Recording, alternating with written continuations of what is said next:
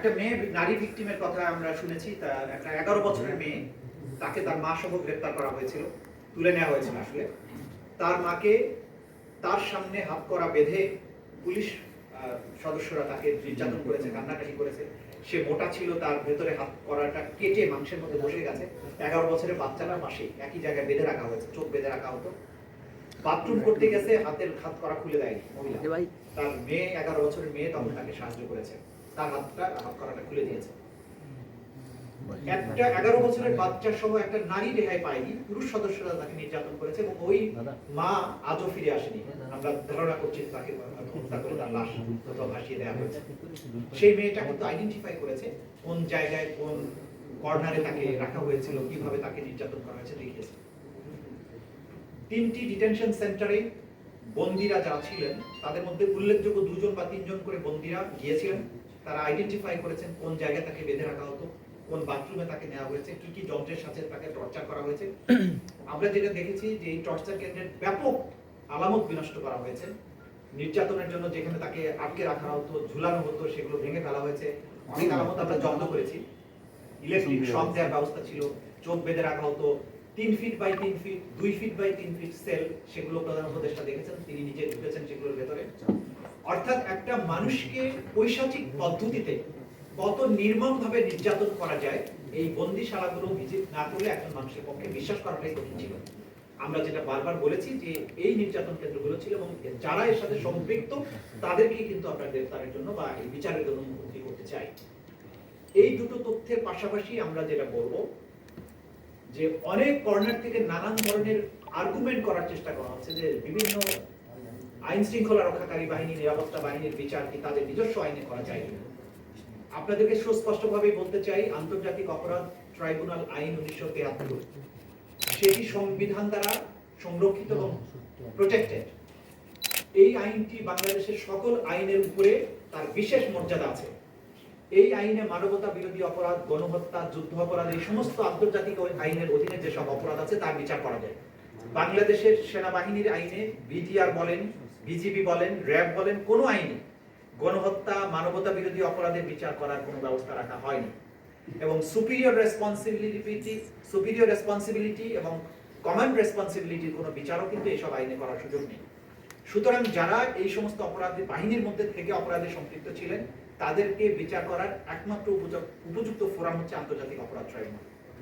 যারা যারা এই আইনে এখানকার মামলা যাদের বিরুদ্ধে গ্রেফতারি পরোয়ানা জারি করা হয়েছে, আমরা রাষ্ট্রকে, আইন শৃঙ্খলা রক্ষাকারী বাহিনীকে বলবো নির্দ্বিধায় যে সেই আদালতের আদেশগুলো তারা যাতে পালন করেন এবং সকল বাহিনী, সকল ব্যক্তিকে আমরা অনুরোধ করব যে একটা রাষ্ট্রের বিচার ব্যবস্থাকে সাহায্য করা আপনাদের দায়িত্ব এবং কোনো ব্যক্তি বা কোনো প্রতিষ্ঠান কখনো রাষ্ট্র এবং জনগণের উপরে হতে পারে না।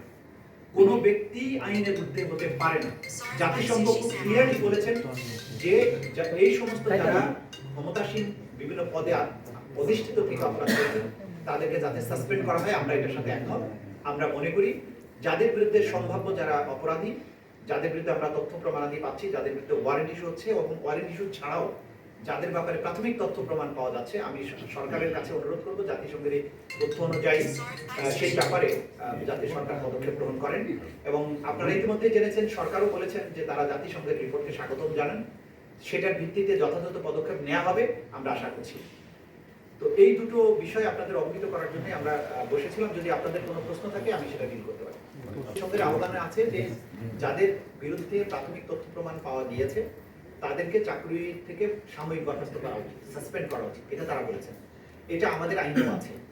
আমরা মনে করি যে এই ব্যাপারে আইন অনুযায়ী যা করার কথা সেই পদক্ষেপ সরকারের গ্রহণ করা দরকার বা সংশ্লিষ্ট যারা কর্তৃপক্ষ আছেন তাদের এই ব্যবস্থাগুলো গ্রহণ করা দরকার। হ্যাঁ, জাতিসংঘ বিচারের সাথে কাজ করে প্রত্যেকটি অভিযোগের ক্ষেত্রে কি আপনারা জাতিসংঘের এই জিনিসটি রিলেট করবেন কিনা? নিশ্চয়ই। আপনারা জানেন যে ওয়াইড স্প্রেড এন্ড সিস্টেম্যাটিক, এটা আমাদের আইনে আছে। জাতিসংঘ খুব ক্লিয়ারলি বলেছে যে এটা একটা সিস্টেম্যাটিক পদ্ধতিতে কিন্তু এই কাজগুলো হয়েছে এবং এটা ওয়াইড স্প্রেড ছিল, একটা সারা দেশ জুড়ে একই সাথে হয়েছে। সুতরাং এটা মানবতা বিরোধী অপরাধ হওয়ার জন্য এটা একটা শর্ত। জাতিসংঘ এটা ক্লিয়ারলি বলে দেওয়ার মাধ্যমে আমরা যে আন্তর্জাতিক অপরাধ ট্রাইব্যুনালের তদন্তটা করছি তার পক্ষেই আসলে একটা প্রমাণ তুলে ধরেছে। রাজনৈতিক দলকে নিষিদ্ধ করা হবে কি হবে না এটা রাষ্ট্রের সিদ্ধান্ত। নাম্বার দেওয়া যাবে ভাই প্লিজ। তবে দলগতভাবে অপরাধের প্রমাণ পাওয়া গেলে সেই দল বা সংগঠনের বিরুদ্ধে ব্যবস্থা নেওয়ার সুযোগ আমাদের আইনে আছে।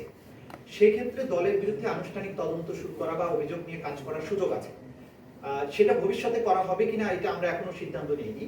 তবে অভিযোগ তথ্য প্রমাণাদি আছে এখন পর্যন্ত বিদ্যমান, প্রয়োজন হলে সেই ব্যাপারে যথাযথ পদক্ষেপ গ্রহণ করা হতে পারে, বাট এটার পেছনে রাষ্ট্রের একটা সিদ্ধান্তের প্রয়োজন হয়। এই একটা পেতে বাংলাদেশের আইসিসিতে যাওয়ার সুযোগ আছে কিনা দেখেন, আইসিসিতে যাবার প্রয়োজন নেই। জাতিসংঘ যখন তদন্ত করে আপনাকে স্বীকৃতি দিচ্ছে যে এখানে এটা হয়েছে, আইসিসিতে আবার যাবার প্রয়োজন তো নাই স্বীকৃতির জন্য। আন্তর্জাতিক স্বীকৃতি তো অলরেডি জাতিসংঘ দিয়েছে। জাতিসংঘের এই স্বীকৃতির পরে আর কোনো বড় ধরনের স্বীকৃতির প্রয়োজন নেই। আর আইসিসিতে যাবার প্রশ্ন আসে তখনই যদি কোনো রাষ্ট্রের ভেতরে সংগঠিত মানবতা বিরোধী অপরাধের বিচার করতে সেই রাষ্ট্র সক্ষম না হয়, অথবা সেই রাষ্ট্র আনউইলিং হয়। দুটো ক্ষেত্রে, একটা রাষ্ট্র ইচ্ছুক না এই বিচার করতে, আর একটা রাষ্ট্র এই বিচার করতে সক্ষম না, সেক্ষেত্রে কোনো স্টেট পার্টি আইসিসিতে যেতে পারে। আমাদের রাষ্ট্র এই বিচার করতে শুধু সক্ষমই না, তারা এই ব্যাপারে চরমভাবে উদ্গ্রীব। সুতরাং আমাদের আইসিসিতে যাবার প্রয়োজন। জাতিসংঘ এটা জোরালোভাবে সুপারিশ করেছে।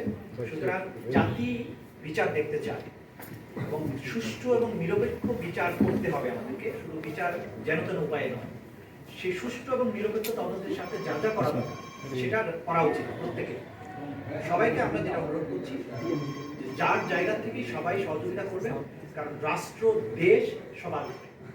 তথ্য ফাঁসের কোনো